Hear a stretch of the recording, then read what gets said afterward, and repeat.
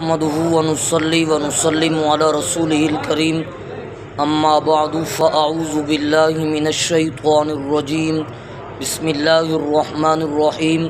میرے واجب الاحترام سامعین مکرم، آج آپ حضرات کے سامنے ان 40 احادیث میں سے 24ویں حدیث ذکر کرنے چلے ہیں جن کے متعلق نبی پاک صلی اللہ علیہ وسلم نے جنت کی بشارت سنا دی۔